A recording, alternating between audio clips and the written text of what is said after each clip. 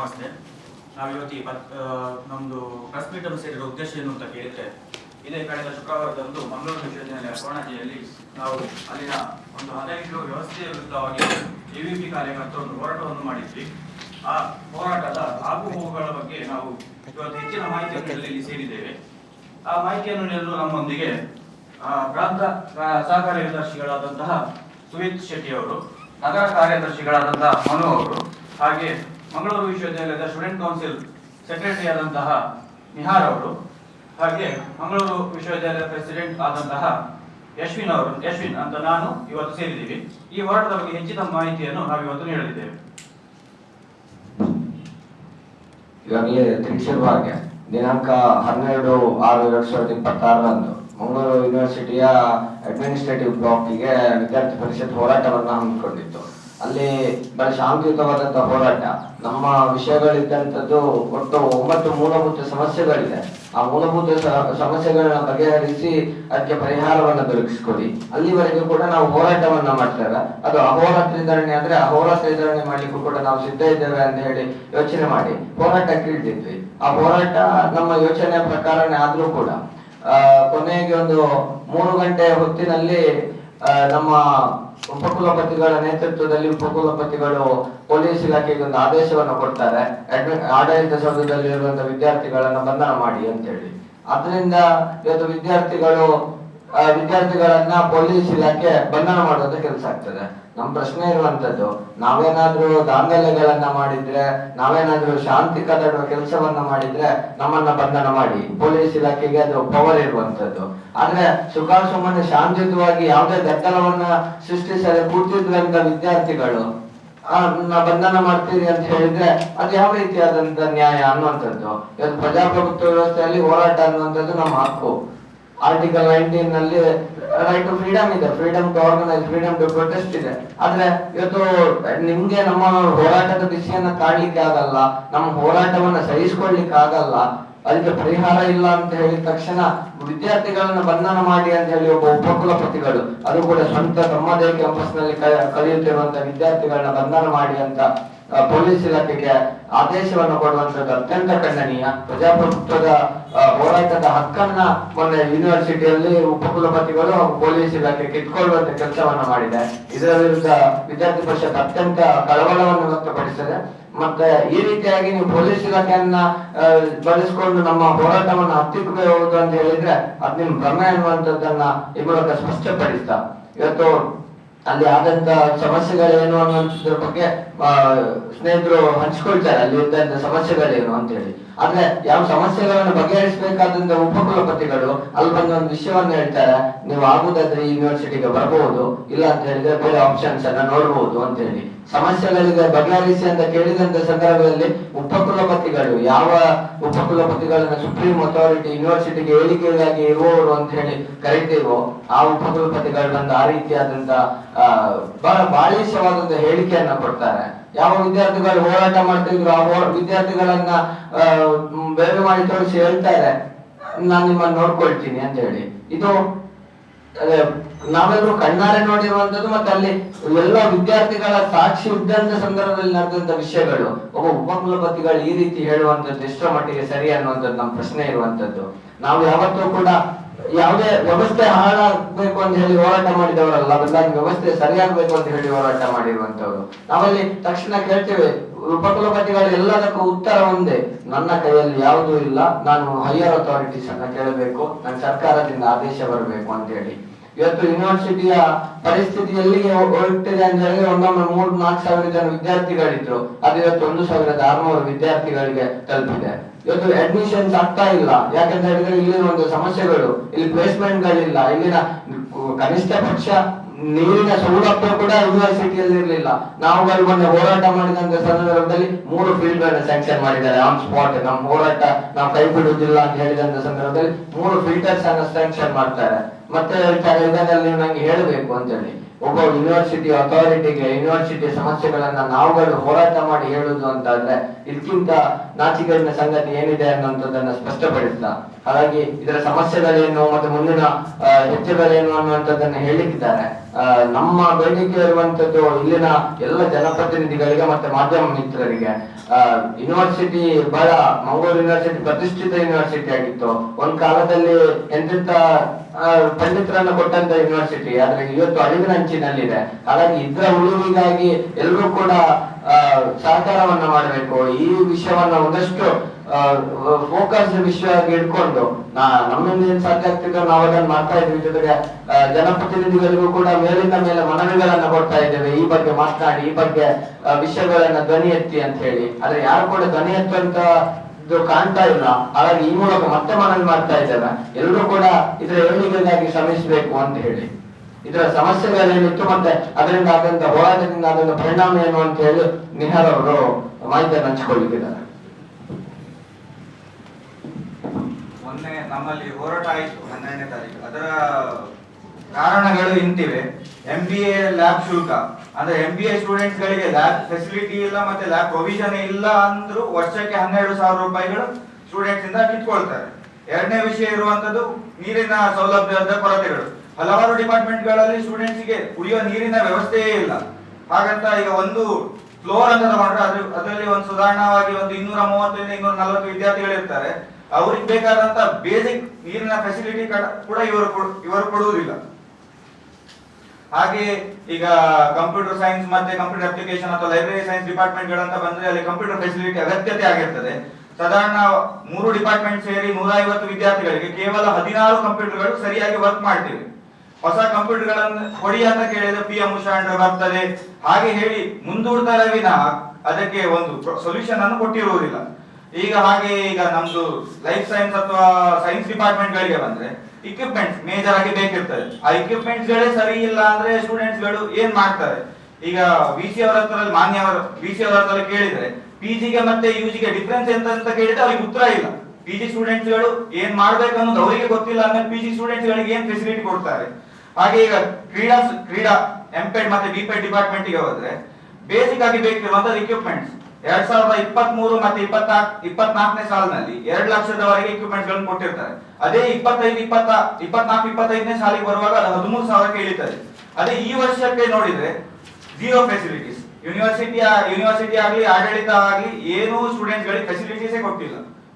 ಮತ್ತೆ teachers faculty permanent faculty ವಿಚಾರ ಬಂದ್ರೆ 2013 ಆದ ನಂತರ ಇಲ್ಲಿವರೆಗೆ ಅಪಾಯಿಂಟ್ಮೆಂಟ್ ಗಳೇ ಆಗಿರಲಿಲ್ಲ ಯೂನಿವರ್ಸಿಟಿಗಳಲ್ಲಿ. ಹಾಗೆ ಎಕ್ಸಾಮಿನೇಷನ್ ಫೀಸ್ ಗಳು ವರ್ಷದಿಂದ ವರ್ಷಕ್ಕೆ ಅನ್ಸೈಂಟಿಫಿಕ್ ಆಗಿ ಫೀಸ್ ಗಳನ್ನ ಏರಿಸ್ತಿರ್ತಾರೆ. ಅದರಲ್ಲಿ ಈಗ ಯಾವುದು ಇಂಟರ್ನ್ಶಿಪ್ ಬ್ಯಾಚ್ ಸ್ಟೂಡೆಂಟ್ಸ್ ಅಂತ ತಗೊಂಡ್ರೆ ಅವರಿಗೆ ಎಕ್ಸಾಮ್ ಗಳೇ ಇರುವುದಿಲ್ಲ. ಕೇವಲ ಒಂದು ವೈವಾ ಕೋರ್ಸ್ಗೋಸ್ಕರ 3,650 ರೂಪಾಯಿಗಳನ್ನ ಎಕ್ಸಾಮ್ ಫೀಸ್ ಅಂತ ಚಾರ್ಜ್ ಮಾಡ್ತಾರೆ. ಈಗ ಅದೇ ನಾವು ಕರ್ನಾಟಕದಲ್ಲಿ ಬೇರೆ ಯೂನಿವರ್ಸಿಟಿಗಳಿಗೆ ಹೋಲಿಸಿದ್ರೆ ಇದು 50% ಶುಲ್ಕ ಸಹಿತ ಅವರು ಇಸ್ಕೊಳ್ಳುವುದಿಲ್ಲ. ಈ ರೀತಿಯಾಗಿ ಹಲವು ಸಮಸ್ಯೆಗಳ ಕುರಿತು ನಾವು ಮನವಿ ಪತ್ರಗಳನ್ನು ಕೊಟ್ಟು ಸಮಸ್ಯೆಗಳ ಬಗೆಹರಿತದೆ ಅಂತ ಆಶ್ವಾಸನೆ ಕೊಡ್ತಾ ವಿನಃ ಸಮಸ್ಯೆಗಳಿಗೆ ಪೂರ್ಣ ವಿರಾಮವಂತೂ ಅವರು ನೀಡುವುದಿಲ್ಲ. ಈಗ ಮೊನ್ನೆ ಹೋರಾಟದ ಫಲವಾಗಿ ನಮಗೆ 3 ಫಿಲ್ಟರ್ ಹಾಗೂ ಮತ್ತೆ 3 ಫಿಲ್ಟರ್ ಹೊಸದಾಗಿ ಹಾಗೂ 4 ಫಿಲ್ಟರ್ ನ ರಿಪೇರಿ ಕಾಮಗಾರಿಯನ್ನು ತಕ್ಷಣ ಕೈಗೊಳ್ಳಬೇಕು ಅಂತ ಆದೇಶ ಕೊಡ್ತಾರೆ. ಹಾಗೆ MBA ಡಿಪಾರ್ಟ್ಮೆಂಟ್ ಗೆ ಹೋದ್ರೆ ಫೀಸ್ ಸ್ಟ್ರಕ್ಚರ್ ನಾವು ಚೇಂಜ್ ಮಾಡ್ತೇವೆ, ಮುಂದಿನ ಶೈಕ್ಷಣಿಕ ವರ್ಷ ಬರುವಾಗ ಚೇಂಜ್ ಮಾಡ್ತೇವೆ ಅಂತ ಹೇಳ್ತಾರೆ ವಿನಃ ಕಾರಣಗಳನ್ನು ಕೊಡ್ತಾರೆ ವಿನಃ ಸಮಸ್ಯೆಗಳಿಗೆ ಒಂದು ಫುಲ್ ಸ್ಟಾಪ್ ಅಂತ ಕೊಡುವುದಿಲ್ಲ. ಎಷ್ಟು ಬಂಡತನ ಅಂದ್ರೆ ನಿಮ್ಗೆ ಸಮಸ್ಯೆಗಳು ಪೂರ ಇರಬೇಕಾ, ನಾನು VC ಆಗಿರೋ ತನಕ ಆಗುವುದಿಲ್ಲ, ಮುಂದಿನ VC ಬರೋ ತನಕ ಕಾಯಿರಿ ಅನ್ನುವಷ್ಟು ಹೇಳುವಂತ ಹೀನಾಯ ಸ್ಥಿತಿಗೆ ನಮ್ಮ ಯೂನಿವರ್ಸಿಟಿ ಬಂದು ಒದಗಿರುತ್ತದೆ. ಮುಂದಿನ ವಿಚಾರಗಳನ್ನು ಮನೋಹರ್ ತಿಳಿಸ್ತಾರೆ.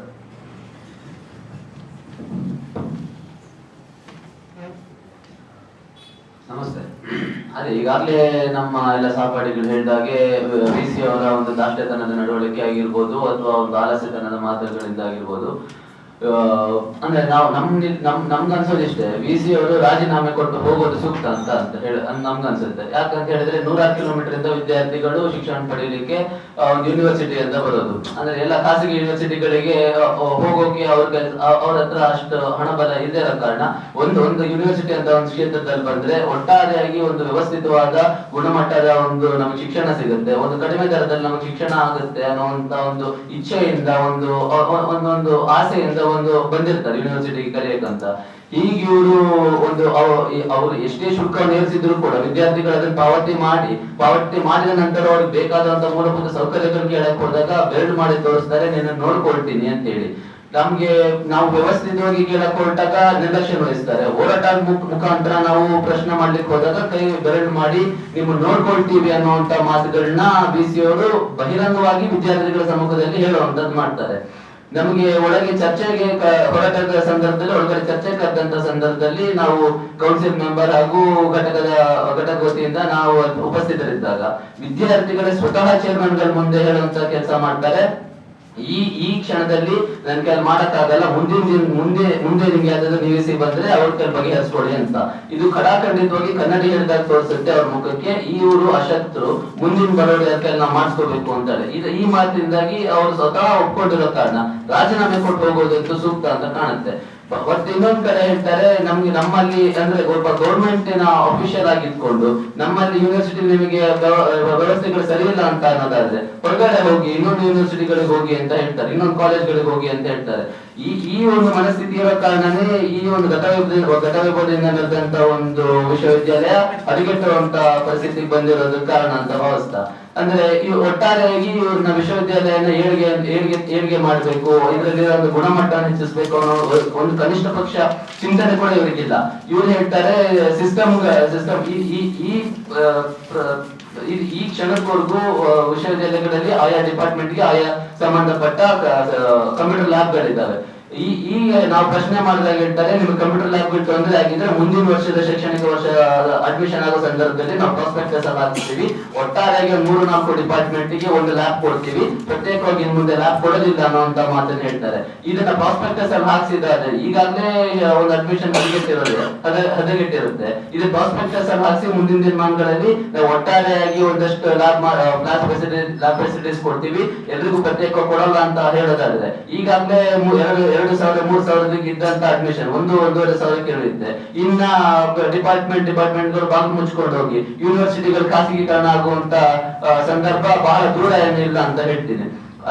ನಮ್ಮ ನಿಲುವಂತೂ ಸ್ಪಷ್ಟ. ಮುಂದಿನ ಶೈಕ್ಷಣಿಕ ವರ್ಷದಲ್ಲಿ ನಮ್ಮ ನಿಲುವು ಈಗ ತತ್ಕ್ಷಣವೇ ಇವರು ಪರಿಹರಿಸಿಕೊಡ್ಬೇಕು. ಅಕಸ್ಮಾತ್ ಆಗದೆ ಇದ್ದ ಕಾರಣ ಮುಂದಿನ ಶೈಕ್ಷಣಿಕ ವರ್ಷಕ್ಕೆ ಇವತ್ತೆಲ್ಲವನ್ನು ಪರಿಷ್ಕರಣೆ ಮಾಡಿ ಶುಲ್ಕವನ್ನ ಕಡಿಮೆ ಮಾಡಬೇಕು, ವಿದ್ಯಾರ್ಥಿಗಳಿಗೆ ಅನುಕೂಲವಾಗುವಂತ ಮೂಲಭೂತ ಸೌಕರ್ಯಗಳನ್ನು ಒದಗಿಸ್ಕೊಡ್ಬೇಕು ಅಂತ ಕೇಳ್ಕೊಂತೀನಿ. ಈಗ ಮೊನ್ನೆ ನಿಮ್ಮ ಹೋರಾಟದಲ್ಲಿ ಶಾಂತಿಯುತವಾಗಿದ್ದು ಪೊಲೀಸರು ಕ್ರಮ ಕೈಗೊಂಡ್ರು ಅಂತ ಹೇಳಿದ್ರೆ, ನಿಮ್ಮಲ್ಲಿ ವಿಡಿಯೋ ಫುಟೇಜ್ ಎಲ್ಲ ಉಂಟಾ? ನೀವು ಶಾಂತಿಯುತವಾಗಿದ್ದು? ಅಲ್ಲ, ನಮ್ಮಲ್ಲಿ ವಿಡಿಯೋ ಫುಟೇಜ್ ಇದೆ. ಈಗ ಉಂಟು ಅಂತ ಆದ್ರೆ ನೀವು ಮತ್ತೆ ಪೊಲೀಸ್ ಡಿಪಾರ್ಟ್ಮೆಂಟ್ ಮೇಲೆ ಏನಾದ್ರು ಹೋರಾಟ ಮಾಡ್ತೀರಾ ಅಥವಾ ಅವ್ರಿಗೆ ಏನಾದ್ರು ಮನವಿ ಕೊಟ್ಟು ಈ ತರ ಆದ ಕ್ರಮವನ್ನು ಖಂಡಿಸ್ತೀರಾ? ಅಲ್ಲ, ಪೊಲೀಸ್ ಇಲಾಖೆಗೆ ತಕ್ಷಣ ನಾವು ಮೀಡಿಯಾದಲ್ಲಾಗಿರ್ಬೋದು, ಸೋಷಿಯಲ್ ಮೀಡಿಯಾ ಅವರ ಹತ್ರ ಕೂಡ ನಾವು ಅದನ್ನು ವಿರೋಧಿಸುವಂತ ಕೆಲಸ ಮಾಡಿದ್ದೇವೆ. ನೀವು ಮಾಡಿರುವಂತದ್ದು ಕಾನೂನು ಬಾಹಿರ, ಇದು ಸರಿಯಲ್ಲ ಅಂತ ಹೇಳಿ. ಆದ್ರೆ ಒಂದು ಯೂನಿವರ್ಸಿಟಿ ಅಂತ ಬಂದಂತ ಸಂದರ್ಭದಲ್ಲಿ VC ಅವರಿಗೆ ಅಥಾರಿಟಿ ಇರ್ತದೆ. ಯಾವುದೇ ವಿದ್ಯಾರ್ಥಿಗಳು ಗುಂಪು ಸೇರಿದ್ದಾರೆ ಒಳಗಡೆ ಅಂತ ಹೇಳಿದ್ರೆ ಪೊಲೀಸ್ ಅವರನ್ನ ಕರೆಸಿ ಪೊಲೀಸರು ಟೇಕ್ ಓವರ್ ಮಾಡುವಂತದ್ದು ಇರ್ತದೆ. ಆದ್ರೆ ಇಲ್ಲಿ VC ಅವರದ್ದು ತಪ್ಪು ಅಂತ ನಾವು ಹೇಳ್ತಿರುವಂತದ್ದು. ಶಾಂತಿಯುತವಾಗಿ ಹೋರಾಟ ಮಾಡ್ತಿದ್ದ ನಮ್ಮನ್ನ ಪೊಲೀಸ್ನವ್ರಿಗೆ ಹ್ಯಾಂಡ್ ಓವರ್ ಮಾಡುವಂತ ಅಗತ್ಯತೆಗಳೇನಿತ್ತು? ಈಗ ನೀವು ಶಾಂತಿಯುತವಾಗಿ ಮಾಡ್ತಿದ್ರು, VC ಅವರಿಗೆ ಪೊಲೀಸ್ ಅವರನ್ನ ಕರೆಸಿ ನಿಲ್ಲಿಸುವ ಅಧಿಕಾರ ಉಂಟು, ನಿಮ್ಮನ್ನು ಎಬ್ಬಿಸುವ ಅಧಿಕಾರ ಇಲ್ಲ ಅಂತ ನಾನು ಹೇಳ್ತೇನೆ. ಅದಕ್ಕೆ ನೀವೇನಾದ್ರು ಕಮಿಷನರ್ಗೆ ಮನವಿ ಕೊಡುವಂತದ್ದು ಅಥವಾ ಈ ಕ್ರಮ ಪೊಲೀಸ್ ಡಿಪಾರ್ಟ್ಮೆಂಟ್ ಇಂದ ಆದ ಕ್ರಮ ತಪ್ಪು ಅನ್ನುವಂಥದ್ದನ್ನ ತೋರಿಸ್ತೀರಾ? ಏನಾದ್ರು ಅದಕ್ಕೆ ಖಂಡಿತ ಇದರ ಬಗ್ಗೆ ಪ್ರೆಸ್ ರಿಲೀಸ್ ಅನ್ನು ಮಾಡಿದ್ರು ಮತ್ತು ಮೊನ್ನೆ ಮೀಡಿಯಾ ಸ್ಟೇಟ್ಮೆಂಟ್ ಕೊಡುವಾಗಲೂ ಇದು ಖಂಡನೆ ಅಂತ ಹೇಳಿದ್ದಾರೆ. ಇದರ ವಿರುದ್ಧ ಕಾನೂನಾತ್ಮಕ ರೀತಿಯಲ್ಲೂ ಕೂಡ ನಾವು ಕೆಲಸಗಳು ನಡೀತದೆ ಅಂತೇಳಿ. ಮೊನ್ನೆ ನೀವು ಹೋರಾಟ ಮಾಡಿದ್ರಲ್ಲ, ಹೋರಾಟ ಮಾಡುವ ಮೊದಲು ಮನವಿ ಕೊಟ್ಟಿದ್ರ ಈ ತರ ನಮ್ಮ ಬೇಡಿಕೆಗಳು ಉಂಟಂತ? ಮನವಿ ಒಂದು ಸುಮಾರು ವರ್ಷದಲ್ಲಿ ಒಂದು 20 ಮನವಿ ಕೊಡ್ತೇವೆ, 20 ಸಾರಿ. ನಿಮ್ಗೆ ಗೊತ್ತಿದ್ರೆ ಇದಕ್ಕಿಂತ ಮುಂಚೆ 2024ರಲ್ಲಿ ಹೋರಾಟ ಆದದ್ದು ಕೊನೆ 2024 ನವೆಂಬರ್ 15ರಲ್ಲಿ ಎಬಿಬಿಯಿಂದ ಹೋರಾಟ ಆಯ್ತು. ದೊಡ್ಡ ಮಟ್ಟದ ಹೋರಾಟ 3-4 ಜನ ವಿದ್ಯಾರ್ಥಿಗಳು ಸೇರಿದ್ರು.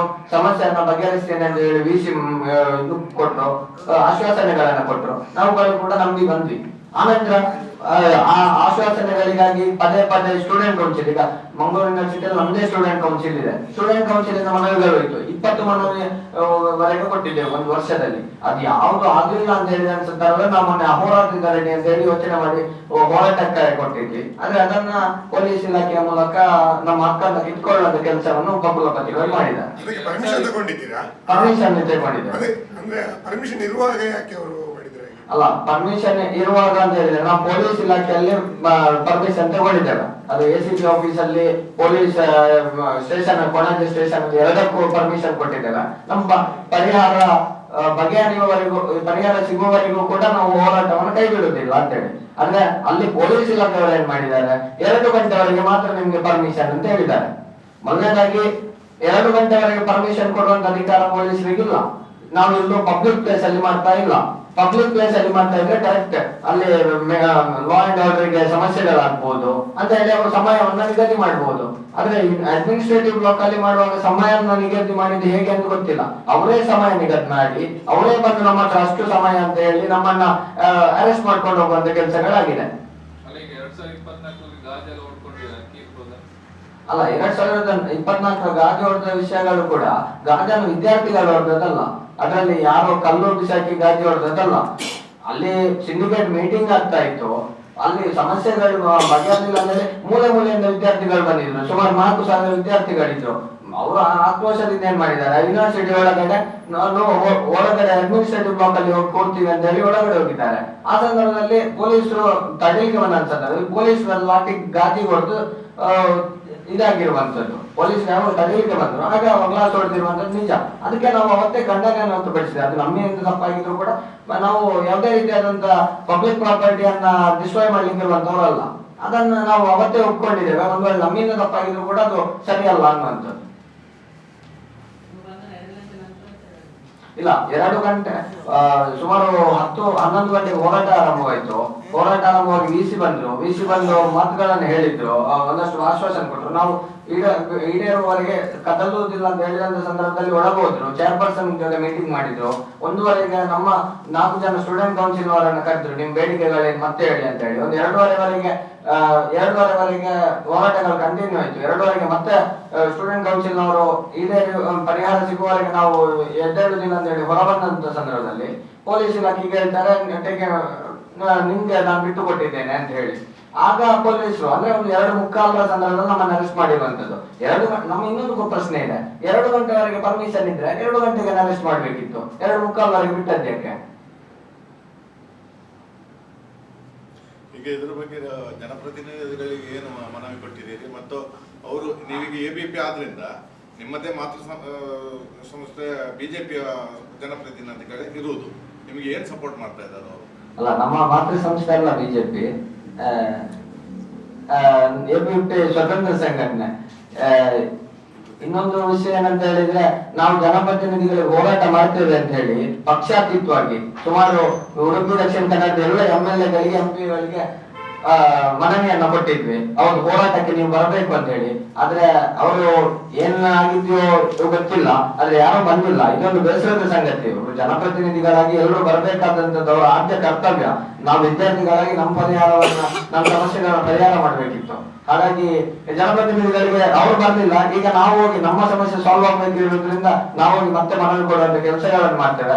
ಅವರಿಗೆ ನಿಮ್ಮ ಮೂಲಕ ವಿನಂತಿ ಮಾಡ್ತಾ ಇದ್ದೇವೆ, ಯೂನಿವರ್ಸಿಟಿ ವಿಷಯವನ್ನ ಆದ್ಯ ವಿಷಯವಾಗಿ ಇಟ್ಕೊಂಡು ಸಮಸ್ಯೆಯನ್ನ ಬಗೆಹರಿಸುವಂತ ಕೆಲಸವನ್ನ ಮಾಡಿ ಅಂತೇಳಿ.